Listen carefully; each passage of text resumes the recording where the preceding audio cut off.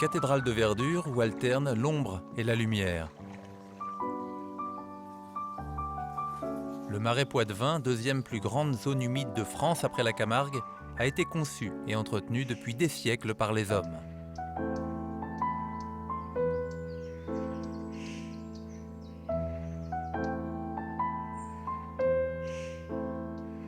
Gagné sur la mer, ce paysage n'existe que grâce à un système complexe d'irrigation entre deux zones étroitement liées, le marais mouillé et le marais desséché.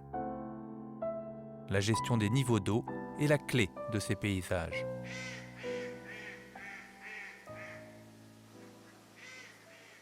Nous sommes à Arcé, un village de l'est du Marais Poitevin, dans ce que l'on appelle le Marais mouillé, surnommé également la Venise verte. Nous allons ensemble découvrir cette zone classée Grand Site de France, ainsi que l'autre facette de ce paysage, le Marais desséché.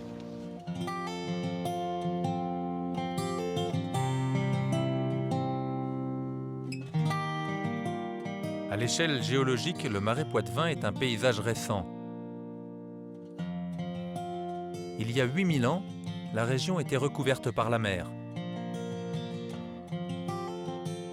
Les eaux se sont retirées progressivement, les sédiments se sont accumulés, formant une étendue plane qui ne dépasse pas les 2 mètres au-dessus du niveau de la mer.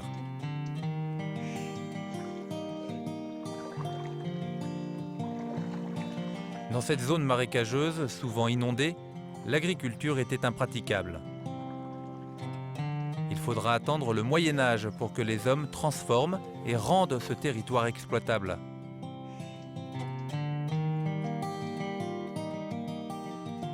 Sur les ruines d'une abbaye, je retrouve François Marie, un géologue spécialiste de l'hydrologie du Marais.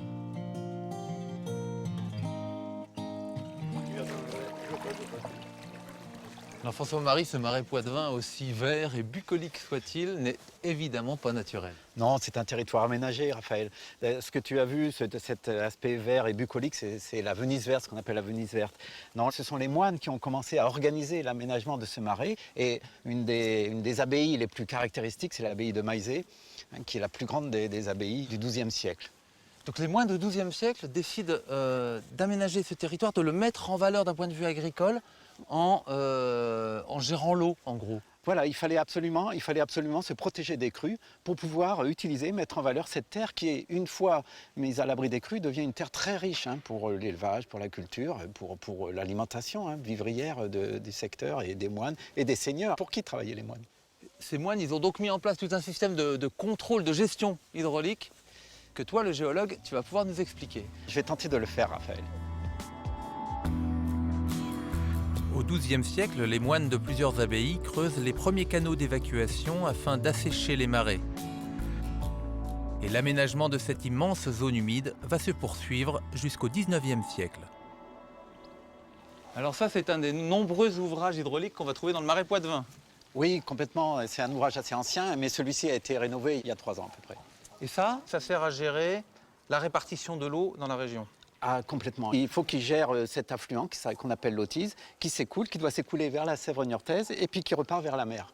La mer qui est par là. La mer qui est par là, et puis cet immense bassin versant qui est 6 fois plus grand que le Marais Poitevin. Qui alimente en eau toute cette région. Alors il y avait un challenge à relever. Le challenge à relever, c'est qu'ici, on est donc il faut croiser cet affluent, mais en même temps, il faut éviter et continuer à protéger des crues les marais desséchés qui sont de part et d'autre d'où on est.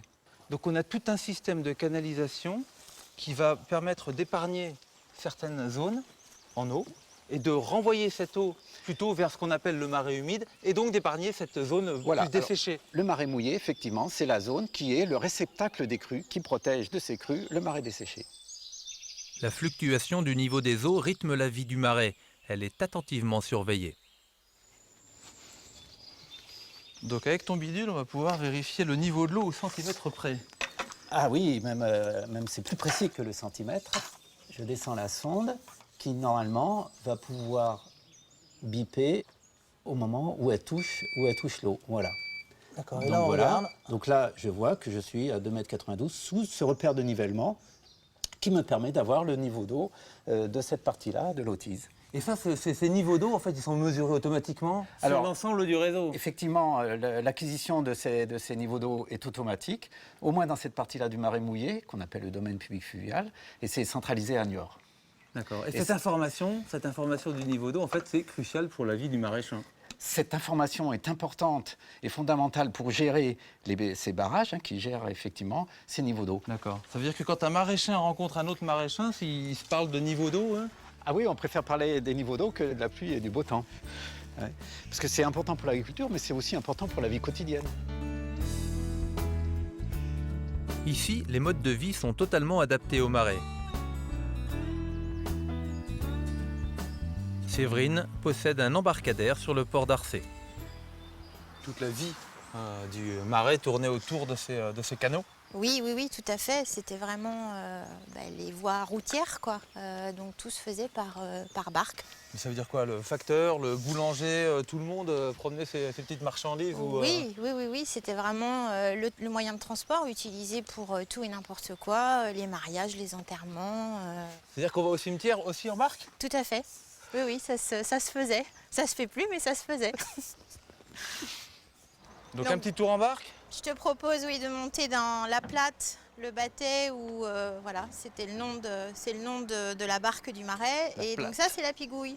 Tu veux bien me servir de chauffeur? Bah écoute, s'il faut. Et dans le marais Poitevin, on pigouille à l'avant ou à l'arrière? Alors on pigouille à l'arrière. Ça, c'est l'arrière, et ça, c'est l'avant du bateau. On fonctionne à l'envers. Eh ben, écoute, ça va aller?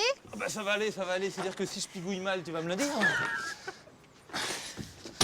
C'est-à-dire avant de mal pigouiller, il faudrait que je tombe pas déjà. Alors, je pigouille en plantant dans la vase. Voilà. Ça va, hein? Non, ça mais va, je dis rien. je fais comme je peux. Je veux t'aider. Radresse. Je crois qu'on va changer de moyen de locomotion. Okay. Voilà, Donc, je serai plus à l'aise. La rame. Merci. Voilà, on est sorti des ronces. On va pouvoir se parler normalement, hein? Et ces 700 km de voies navigables, ils s'organisent comment? Écoute, je te propose de te montrer, j'ai une carte. Donc voilà. Là, c'est tous les petits. Voilà, c'est tous les petits bras bleus que tu vois. Voilà, ça correspond à l'ensemble du domaine navigable. Et donc, tout ce réseau-là, en fait, il permettait de connecter les villages aux parcelles, les parcelles au cimetière, comme on disait tout à l'heure. Tout à fait, oui. Et toi, tu es une fille du marais? Oui, je suis une fille du marais. Je suis presque née dans le marais et j'ai grandi dans les bateaux, en fait. Donc c'est un attachement principalement à l'eau et puis après tout ce qu'il y a autour, le rapport avec le bateau, etc. Il y a une attache presque viscérale. C'est-à-dire que quand tu t'éloignes, il faut que tu reviennes? Il ne faut pas que je parte très longtemps, en fait. J'ai pas ce besoin d'aller me ressourcer ailleurs. En fait, voilà, le marais, pour moi, c'est une source de vie, quoi, dans laquelle je me sens bien. Et on vit au rythme du marais, quoi. Au rythme de la barque qui file sur l'eau. Au rythme de la barque, voilà, ouais, c'est un peu ça. De la plate. Très bien, tu as retenu le vocabulaire maraîcher, bravo.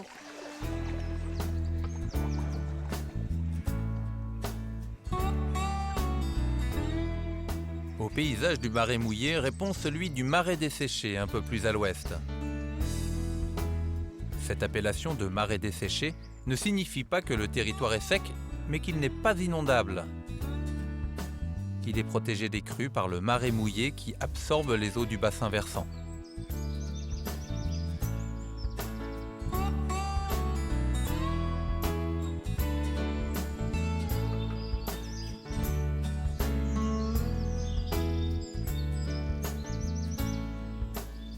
Hugues est le conservateur de la réserve naturelle de Saint-Denis-du-Perret, qui s'étend sur plus de 200 hectares dans le marais desséché.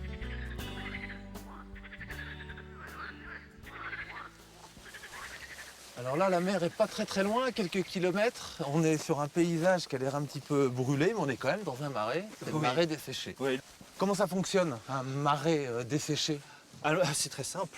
Le marais desséché, il est à l'abri des marées mouillées.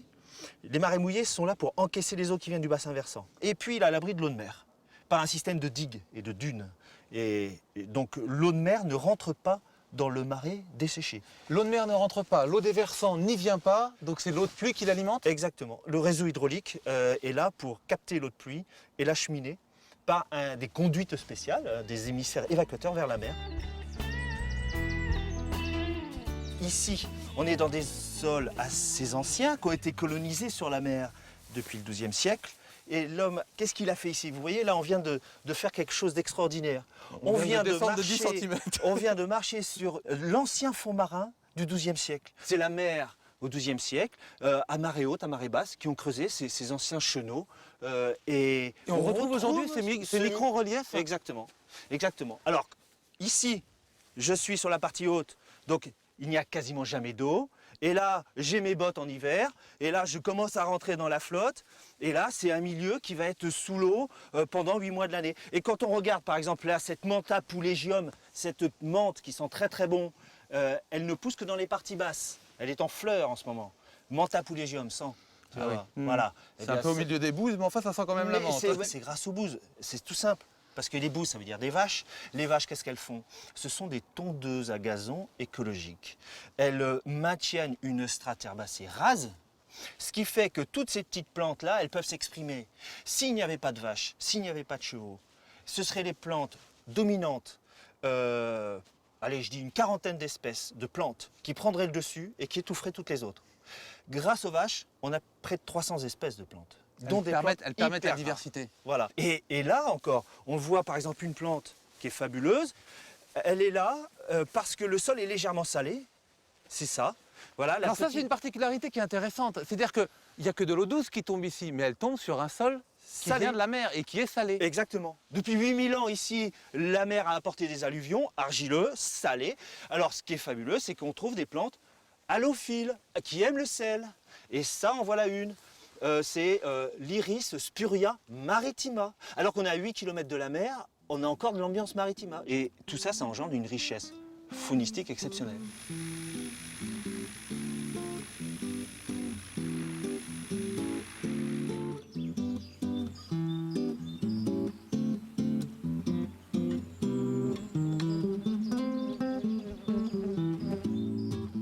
Depuis quelques années, la biodiversité du marais est menacée par la prolifération d'incrustacés.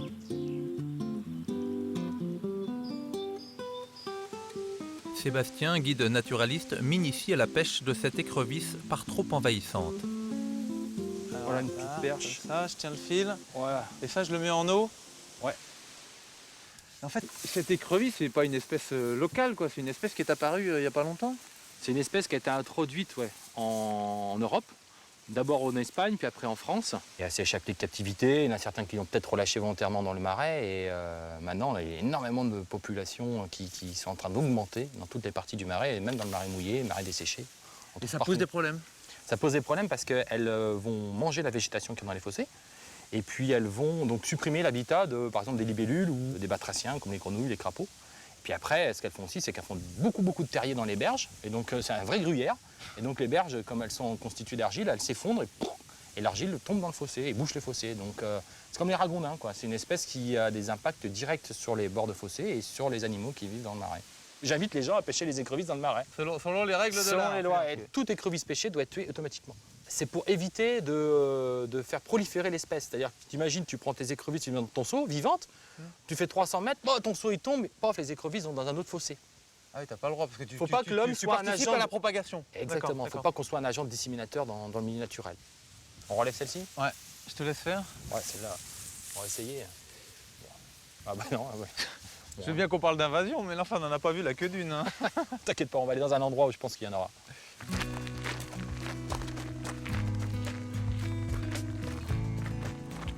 Alors, faut les mettre délicatement, hein. Tu les mets délicatement. Hop, tout doucement pour pas effrayer s'il y en a. Hop, ouais, parfait. J'en monte un? Ouais, on monte celle-ci là. Celle-là? Ouais, hop. Ouais, c'est bon. On les a toutes.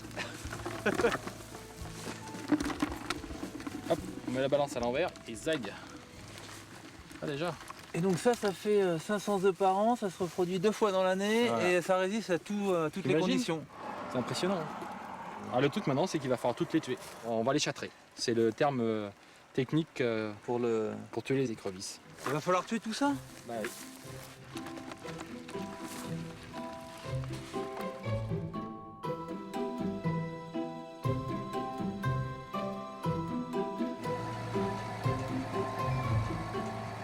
La vache maraîchine avait peu à peu disparu du marais, délaissée au profit de la charolaise. La maraîchine retrouve depuis quelques années sa place à l'initiative du parc naturel régional. Jean-Claude emmène ses bêtes sur les prairies humides, inaccessibles par voie de terre. Donc, c'est plus sécurisant et puis prends celle qui est voilà. Celle-là, là, Donc elles sont prêtes à aller à l'herbe. on les emmène à leur nouvelle demeure? Voilà. Allez, go. Moi je vais monter des ponts.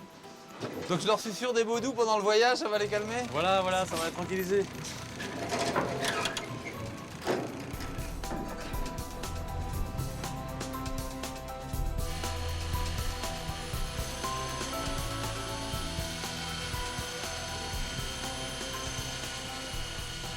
Et t'en as combien à transporter chaque année?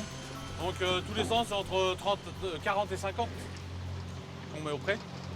En fonction de l'herbe, en fonction de l'ensoleillement et puis de la météo surtout.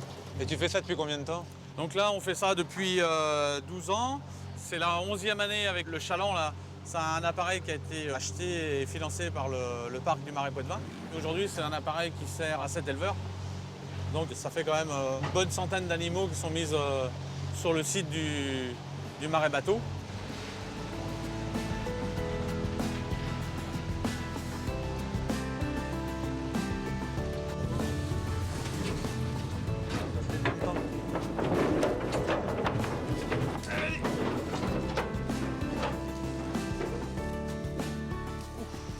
Et tu disais, la barge, elle est en partie financée par le parc, parce que le fait de mettre des troupeaux ici, ça permet d'entretenir ce paysage. C'est une aide aux éleveurs qui ont consenti pour pouvoir mettre les animaux. Sinon, c'est vrai que tous ces marais seraient en déprise agricole, quoi. C'est-à-dire que Ce serait plus exploité, ce serait que des friches. il n'y aurait rien à voir, il y aurait la forêt partout. Ce sera canalisé, quoi. Ouais. On verra même pas le gibier, même pas le chevreuil, quoi. On verra même pas les vaches. Enfin, voilà, pour le tourisme, c'est pas mal non plus.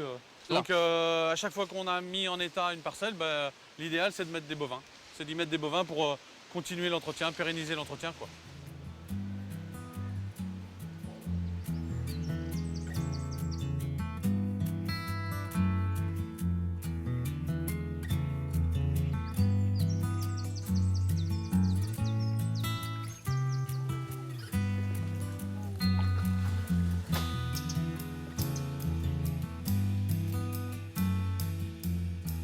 De manière à préserver l'identité paysagère du Marais Poitevin, l'État a classé grand site de France certaines zones, comme celle-ci d'ailleurs, et nous allons comprendre ce que cela implique avec Sylvain qui est inspecteur des paysages, et oui, ça existe. Nos références culturelles, liées au romantisme, liées à la peinture, liées à la littérature, c'est souvent le 19e siècle. Et comme par hasard, c'est vrai en France, mais c'est vrai partout en Europe, les grands paysages qu'on a envie de protéger, qui nous semblent identitaires, des paysages singuliers, uniques souvent, c'est des paysages du 19e siècle. Au niveau de l'Europe, c'est vraiment le 19e siècle qui a été le siècle de la prise de conscience, de la nécessité de garder des traces de notre passé. Bonjour. Vous êtes sage. Vous glissez, Alors il est bien votre guide? vous glissez dans le silence sur l'eau. Très très bel alignement Ah oui. de frêne tétard. Et ça, c'est un élément caractéristique du Marais Poitevin. Ah oui. Alors c'est Et quoi donc- ce frêne tétard? Alors ce frêne tétard sont des jeunes frênes qui ont été plantés la plupart du temps au 19e siècle et qui étaient mis le long des canaux de manière à ménager sur le centre des parcelles des espaces de culture, des espaces d'herbe, des espaces de pâture. Et donc, l'ensemble de ce paysage, le Marais Poitevin est classé. Concrètement, est-ce que tu peux nous donner un exemple de ce que le Marais Poitevin pourrait ou aurait pu devenir sans cette classification? Alors les risques, c'est la banalisation. Un exemple qui est tout à fait parlant ici, c'est la culture du peuplier. L'agriculture se modifiant beaucoup depuis la dernière guerre mondiale, il y a eu de moins en moins d'intérêt à exploiter ces parcelles. Et donc l'idée est venue à certains propriétaires de faire du bois de manière industrielle. Et donc Intensive. c'est ce qu'on appelle la populiculture en plein. Et le site classé est arrivé à un moment où on s'est aperçu que le paysage était totalement en train de disparaître, en train de se banaliser. Si vous photographiez un paysage de peuplerie en plein, vous pouvez être en Île-de-France, dans la plaine du Pô, même en Chine ou aux États-Unis ou au Canada, n'importe où au monde, on va produire de la même façon du peuplier en plein, alors qu'on a un paysage qui est ici unique au monde, puisque c'est le seul grand marais boisé de la façade atlantique en France qui a été fabriqué de cette façon-là.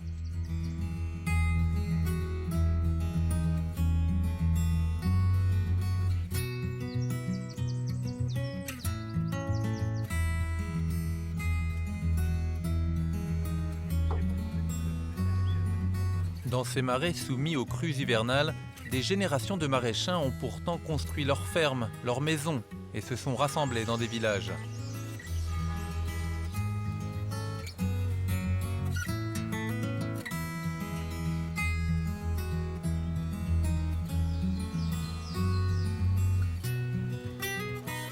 René est architecte et maire d'un village poitevin. Le marais poitevin, en tant que paysage, il est classé. Mais curieusement, les villages qu'on va y trouver, en fait, eux ne le sont pas. Pourtant, ils ont un caractère bien particulier, ils ont une identité, évidemment. Ah, complètement. Et je pense que le village de la Garette est un des plus représentatifs et le plus emblématique, puisqu'on a finalement un hameau, un village-rue, qui plonge vers le marais. Et les caractéristiques architecturales en sont tout à fait étonnantes, vous allez voir.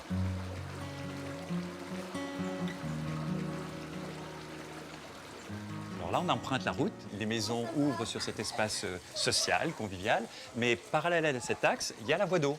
Et la voie d'eau, elle est finalement, là aussi, la résultante de tout ce qui se met en œuvre pour que les maraîchers qui habitent là partaient dans le marais, accédaient à leurs barques, à leurs cales, à leurs bateaux, et y compris avec le bétail, allaient vivre leurs activités un peu plus bas. Alors là, on arrive sur un lieu génial. Regardez ça, si c'est superbe, hein. Il y a une espèce de grange là qui est ouverte, qui plonge jusque sur le canal, la Conche est là. Lorsqu'on parle de Venise, bien sûr, c'est l'empreinte touristique, mais c'est surtout aussi que c'est fondé dans l'eau, sur l'eau. Il n'y a même pas le halage ici. Vous voyez, les fondations, les dépendances allaient jusque dans l'eau. Voilà, le canal est là. On a une pente qui est très brutale. Et depuis l'eau, vous voyez, le niveau d'eau jusqu'à l'espace du tertre là-haut, il a fallu que les maçons, ils empilent les pierres et qu'ils fassent des volumes qui rattrapaient ce niveau bas jusqu'à l'espace de la rue, l'espace social où les gens se rencontrent. Et il fallait aussi que les maisons voisines puissent atteindre le canal. Ça veut dire qu'on va retrouver tout à l'heure, on va s'y engouffrer, il y a des venelles, il y a des ruelles. Et là, du coup, les voisins d'en face, ils passent aussi et ils arrivent avec leur bétail, avec leurs brouettes, avec leur foin qui remontent dans ces balais. Et là, vous voyez, on est sur un espace absolument fantastique. Le volume est déjà à 7-8 mètres de haut. Vous imaginez les maçons, là. Et puis la construction, ça veut dire aussi qu'en bateau, on a amené les pierres pour construire, faire ces murs, faire ces maisons, les cheminées qu'on va voir. Et tout ça, ça se fait à voie d'eau.